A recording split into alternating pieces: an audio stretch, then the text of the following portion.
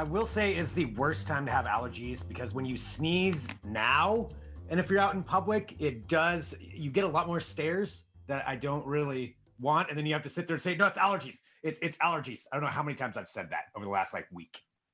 Well, the worst is sneezing into your mask, and that's what it's there for, right? To guard against others, but you're just living in it afterwards, especially if you sneeze 3 or 4 times in a row.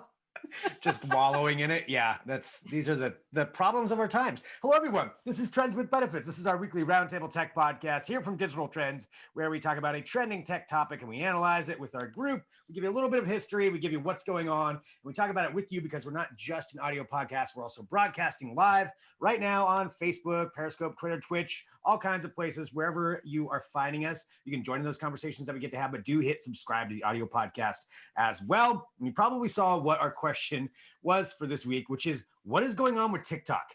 Because pretty much right now, we're going to kind of break this down, what all is happening, but you've probably seen a bunch of things about whether TikTok's going to get banned or it's stealing your information or the Chinese government is controlling everything. And there's a lot of that's going on. So we're going to kind of sift through some of that and give you what's actually happening, decide whether or not there really is a problem, and go through all that. But let's introduce our roundtable cast of characters here. First, I'm Greg Nibbler, and to my virtual right, it is... I'm Adrienne Warner, aka Hot Nozzle. 3, 2, 1. Hot Nozzle. Oh. Hey. Oh, well, we'll count it. I guess that worked. I'll fix it all in post. Was that counted? I don't know. Adrienne Hot Nozzle Warner, and to her right, it is... I am Caleb Dennison, aka The Whiskey Mist, aka Chicken Bone, aka To the Heart TikTok, You Don't Stop. Oh, no. There's a TikTok right there. I went there. I think that's what we're going to have to do for this one. You went there. You went there boldly. I feel like it does count. We're going to have to put that up. By the way, Caleb, you are the only person on. I do have a TikTok account, and I only have one video up, and it's of you. I know. Isn't that fun? We just sort of decided to do that off the cuff at the studio back before quarantine. Yeah. If I remember correctly. And there was no particular reason for it. We just decided to do it. And that's amazing. I'm so proud to be your only TikTok video. If I have my way, that'll be the only one that's ever on there. So we've got Caleb Dennison, and then on the other end, we've got a very frozen Drew Prindle. AKA. Oh no! I think I'm sitting in a very leather chair. Oh, can you not hear me? We can hear you a little bit. This is, of course, the power of the internet right now, where everything's remote. Drew, let's see. Let's try it right now. All right, I'll talk real slow. Perfect. Yeah, all right. We've got Drew Prindle here with us, aka Professor Prindle, who talks about some of the history. And we did do a whole history of TikTok. I don't know when that was, several months ago, but I know, Drew, you kind of wanted to wrap up some of that and just kind of repackage that for a minute and then talk about what some of these things are that are going on. All right. Make sure to yell at me if I freeze or something. Just a full disclosure, I am on not the fastest internet connection right now, so make noise if I freeze or something. Okay, so TikTok, for those of you who aren't familiar, first of all, you might want to get out from under that rock that you've been living under, because this is huge. It is absolutely everywhere. And if you don't know about it, I'm almost impressed.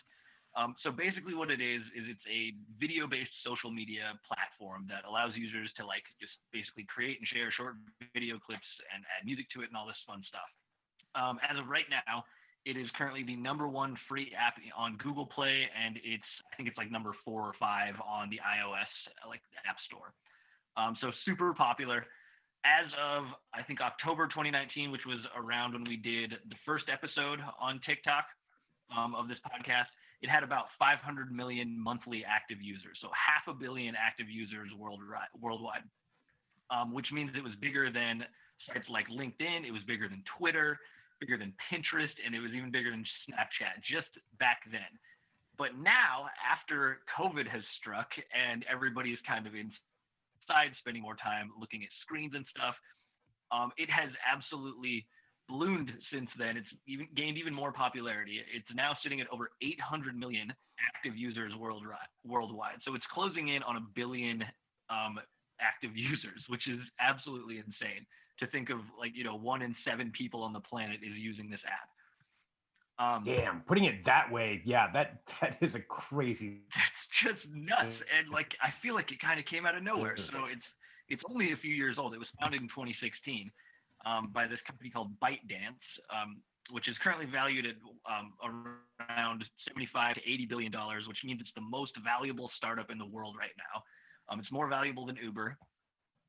41% of its users are between the ages of 16 and 24, so it's a lot of young people on this app. And one of the crazy things that I think is worth mentioning is that across all users, they spend an average of 52 minutes a day on TikTok. And that's probably more. That's kind of an old stat. It might have ballooned from there since the last time I checked, but that's a ton of time spent on this app, just kind of swiping through videos. So it really does just like capture your attention. And one of the things I think is also extremely interesting about it is how much, I mean, and that's kind of the center of this, the debate right now, and all of these fears that it might be capturing and sharing data about you, is it the way that it serves video to you is every single video that you watch, it's taking stock, it's using AI to kind of figure out what kind of videos you like. We're losing Drew just a little bit there, but like what's going on in the video? I think we'll get Drew caught back up here. Snowboarding? Is it people doing dances? Is it people doing like weird juggling acts? Whatever it is, the algorithm starts. Drew's in his own little world. Yeah, Drew has no idea what's going on right now, but I am picking up on what Drew is saying. So talking about the algorithms on TikTok, because it does kind of analyze what you're watching, and then if something's happening more, then it'll feed you that. No, Adrian, you were just talking about TikTok here just before we went on. Yeah, so I haven't had it. I was getting really paranoid reading about the bans that have been taking place and the threat of a ban in the US. And so I downloaded it, but I have been using it on my partner's phone, and it's gotten to the point where it's showing me the things I like a lot, which is frog TikTok. And if you haven't discovered frog TikTok, it's a beautiful place. It's just so wonderful. So they've got you roped in with frog TikTok. Got me roped in with frog TikTok. That's right. And that's part of the thing, though, with it knowing what you like and how that algorithm works and how good it is at keeping people on. Because as Drew said, it's like 52 minutes used to be what it is. I'm sure it's a lot more now. And that's where part of the reason why people have been so concerned about it, because the other part is the Chinese government. And since this app is a Chinese company, ByteDance, then here's what the worry is. I guess I'll say what this is and what has kind of gone on, and then we'll debate whether it's valid or not.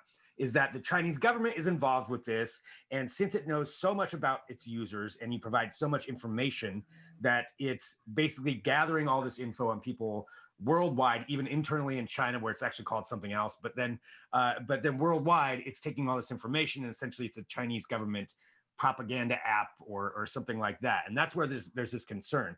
And there are some governments. Another thing that has happened, India did ban it. And it was, I believe, the #1 app in India at the time, and they banned it from their country. And then the US now, there was talk of the US maybe banning the app too. Now, I don't even know if they can do that, if they could force stores not to do it. But that's where we're kind of at with all of these concerns and people thinking that the Chinese government is stealing your data with it. Yeah, good luck forcing Google or Apple to not have a certain app on their stores. I mean, they're not going to give up information to help fight terrorism. So I really don't think that they're too concerned about, banning TikTok. I think it would take a lot to make that happen. So, I mean, there's a question of whether they could even pull off a ban in the United States. But then on top of that, I mean, what's the reason for the ban? I mean, we've got Facebook gathering your data, Google's gathering your data, everybody's gathering your data. Your data is out there. I think the real concern here is that the Chinese government has proven itself time and time again that it is not to be trusted, and they're not really friends of the US. And that's why, we refuse to use their telecom equipment to build out our 5G infrastructure, for instance, because we're concerned that they would be listening in and gathering even more data. So I personally understand the motivation behind wanting to put a firewall basically between the Chinese government and U.S. users of TikTok. I just don't know if it's feasible to do that. So do you think that they actually are? Because so here's what TikTok is saying, and this is to their response to this too. And I guess that's something we can get into is, is this actually a valid concern? Because that's certainly something to talk about. You mentioned Facebook and Google, and we can definitely get into that. But TikTok says, that they have a U.S. CEO, that most of their operations are based here in the United States. They're trying to distance themselves from any ties to the Chinese government, naturally, because there's huge advertising potential here. It's one of the number one apps in the world. And they're trying to go at it that way and saying that they're following all these rules. They even went so far as to pull out of Hong Kong because of the new laws in Hong Kong where they essentially let the police request information and companies are supposed to hand over data on users. And there's a bunch of companies that pulled out. Facebook did, Google did. Apple hasn't really yet because they have so much business with them. I think they're trying to figure it out. But TikTok was one of the ones that pulled out. And I think that was to showcase like, hey, look, we're doing the right thing here. We're not siding with the Chinese government. But what do you think? Do you think it actually is? Like, is there any evidence that they actually are doing something more nefarious than any other app or platform out there? So I'm sorry because I want to cite this, but this came from an interview I was watching with the editor-in-chief, which found that TikTok was actually scraping like your your copy, your clipboard. That's what it is. Sorry, your clipboard on iOS and saving that information. Whether it was storing it, sending it, but there are pieces of evidence of TikTok taking your information and storing it. So it's kind of like, well, where is that going to go? Are they just going to hold on to it? Is the Chinese government going to request it? Yeah.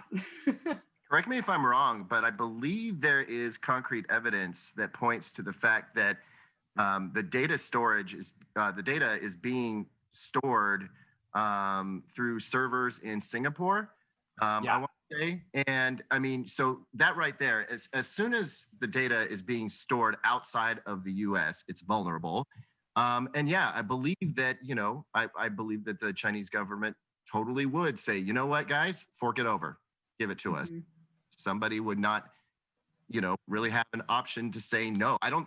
This smoke and mirrors of the U.S. based TikTok representative saying no, we're trying to distance ourselves. You can distance yourself all you want, but if the data is going somewhere else, then you don't have any control over that. That's the problem here. In my opinion, is that we don't know where it's going. Anecdotally, we believe it's being stored in Singapore. Where else might it get stored? And if it goes there, it could bounce to just about anywhere else. And I mean, cybersecurity is more important than ever before. So if unless there is firm evidence of them taking steps to make sure our data is protected, I mean, that you can give lip service to it all you want, but if you can't provide evidence that data is secured locally and is not available to anybody else and is heavily guarded, then we're at risk, and that's a problem. Drew, I think we have you back. If you can hear, chime in now. I think we've got service with you. What do you think about this? I mean, I'm kind of with Caleb that there are some valid concerns here, but I think a lot of it is being fueled by this kind of just general like xenophobia. It's like, oh my God, China's coming to take your data, because this is something we've seen with a lot of other tech companies, like very recently. There's been a broad scale ban on Huawei. They actually stopped, like Google does not allow them to use the Android operating system on the phone, but they come up with their own operating system. The UK is currently looking at, actually, I think they just instituted a ban on. They did, yeah. They're going to ban all Huawei telecommunications infrastructure from the country by 2025, and they're actually going to demand that they stop selling it by the end of this year. And that's just other. Let's see, DJI, the drone company, has also come under fire for being Chinese owned, and they've had all kinds of concerns that we don't know where their data is going. The Department of Defense had to stop using DJI drones. they actually also had to stop using TikTok. So this is kind of just like the latest in a long continuing trend of I don't want to say it's like fully alarmist, because I think there are some valid concerns in there, but largely on the whole, it's kind of being blown out of proportion, because in a lot of ways, I think it's we're the losing only Drew again a little bit there. we ran a. Oh, can you hear me? Yeah, we got you back now. Okay. Well, what I was trying to say is that a lot of people, digital trends included, have kind of come out with these reports that say, if you're going to delete TikTok, you might as well delete Google and Facebook as well, because they're collecting just as much, if not more, data about you from your phones and from your computers, from your emails, from everything that you use. The only difference, I think, is that it's who owns the data, who has access to it. And in the US, we have some semblance of control over those companies. We can vote, we can legislate, and kind of sort of dictate what's allowed to with our data. But when it's going to China, when it's going to a country that we don't have any political sway in, that is where issues might arise. So that's, I think, the rub here. Yeah. Yep. Go ahead. I was just going to say, I think it speaks volumes that, I mean, I understand the notion that this could be getting blown out of proportion, but the UK banning Huawei devices is kind of a big thing. I mean, it's a huge inconvenience for them.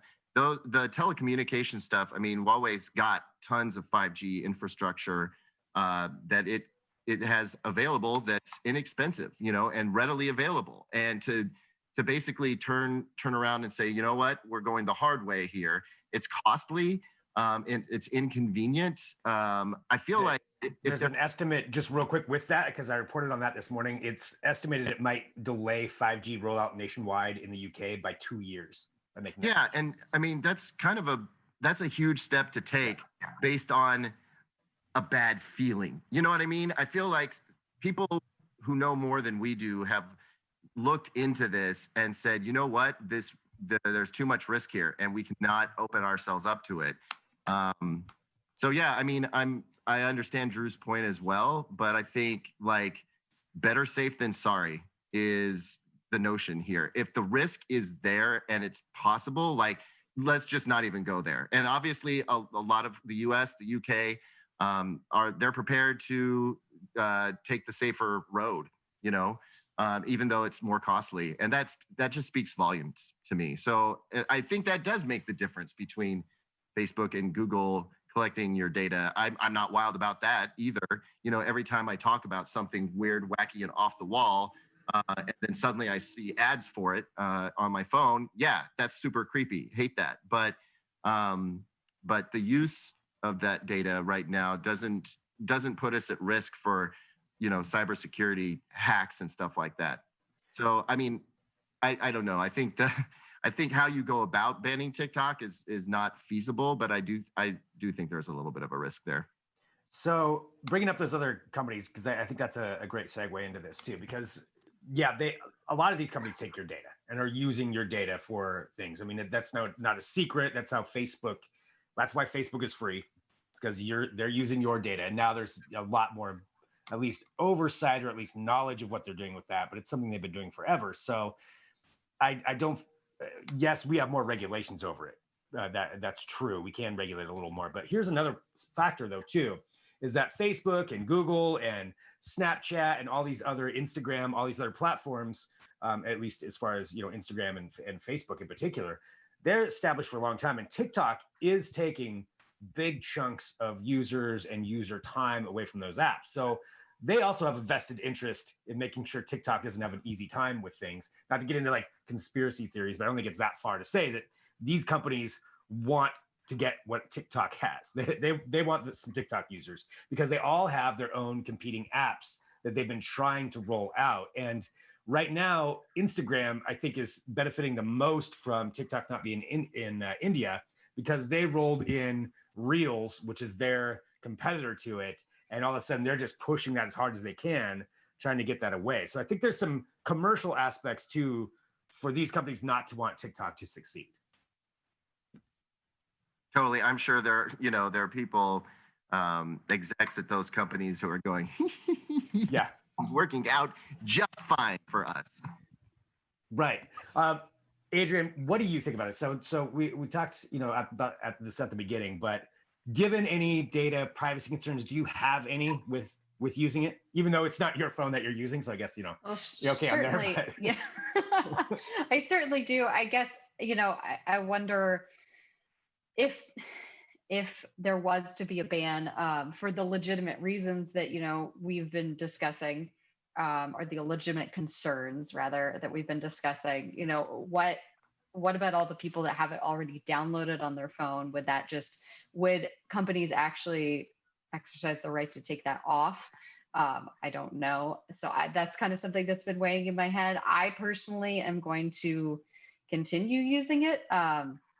But it makes sense to, ask people at a level where security is a giant concern, whether it's in the military or whether, there's politicians who, especially within this next election, who are using it. That could fall within the realm of, influence over the election. Again, it's not quite the same platform that we've seen with like Facebook and Twitter with spreading misinformation, but I feel like it could definitely fall within that realm. So I think all these reasons are legitimate. I personally I don't know. I'm not concerned about my own personal use. I'll have to say, if Joe Biden starts doing choreographed dance moves on TikTok, I'm there. I don't care. I don't care who's stealing what. I'm going to have to see that. You know what? As we were talking, it occurred to me, is it too late? Like, too late. It's already out there. Probably. They've got, when we're talking about one in seven people on the planet are on it. So yeah, they've got tons at this point. So there is an argument that and I hate this because I see this happening all the time where we just end up getting complacent, right? Because it's like too late. The data's out there. I'm not going to be giving them a whole lot more than I've already given them. So why not just stick with it, Yeah, I mean, and that's certainly something to think about. I mean, at this point, our data's out there, just whatever, it's too late for that. Because I totally get that, because that's kind of how I feel with a lot of, I don't know, facial recognition software and stuff. If you're out in public, unfortunately, you're going to get scanned, and I don't agree with it, but I've also come to just accept it. But when it comes to another thing too, bringing up just TikTok and how many users it does have. Another big thing that's been in the news too is just how they've been able to mobilize, like TikTok users mobilize to take action on things. One of them being the claim that they all were the ones who flooded the Trump rally that was going to be taking place, or that did take place in Tulsa, and flooded it with these picking up these online tickets, to where the Trump administration said that, there was like 1 million tickets that were requested, and it was like 16,000 people showed up. So, and TikTok users took credit for that. And I think that mobilization power is, if that's entirely true, or even if it's just partly true, that's pretty impressive what they're able to do. Like that's a force. That's a power. Absolutely. Yeah, and it also puts you, if you're the administration that's coming out in favor of a ban against this app, that's a very bad political move, especially in the year where there is an election of this size. So, right. Yeah, there was another move to get the Trump app taken off of one of the app stores just by bombing it with ratings, to where if it goes below a certain level, I guess something gets automatically pulled. And so I don't know if it actually did get pulled off, but there was a whole push to do that too. So I think that's another just another factor to put in there as far as where it is. But I guess, Drew, I don't know if we got you back or not. I did want your opinion on all this, if you can hear us. Yeah, I can hear you. Hopefully you can hear me and I won't cut out. But yep. I think Caleb's got a very good point there with the whole, it's too late. They already have our data on us.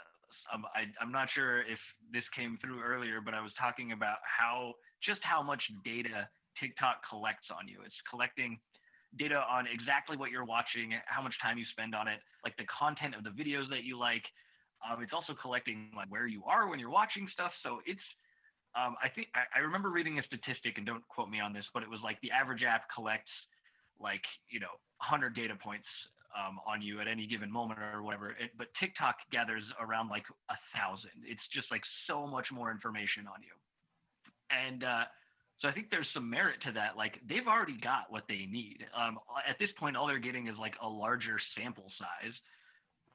So really, how effective would a ban be? And I mean, let's say it happened tomorrow. Like, does it change anything like security wise? I don't really think it does. Yeah. You'd have to change all your passwords. Like if the password was a problem, if you've ever typed in your social security number on an online form, that could be out there. I mean, I worry that the damage is done. And one thing I just wanted to comment, like Adrian made a really good point, and I'm ashamed of myself for not even thinking about this, but yeah, the political motivation to ban TikTok is pretty stinking heavy. I would not be surprised if Trump went on TV or Twitter or whatever he's going to do and, basically said, we're banning TikTok. TikTok is bad. I've known this for years. I always knew this. It was always known. And we're getting rid of it. We're protecting Americans and civil liberties, blah, blah, blah. Like, I wouldn't be shocked at all if that happened. And yeah, I mean, that could be definitely taken to his advantage or his administration's advantage. I'm so sad I've never heard that impression before. I'm still working on it. It's not great right now. But yeah, I just, the political motivation around this is actually kind of significant.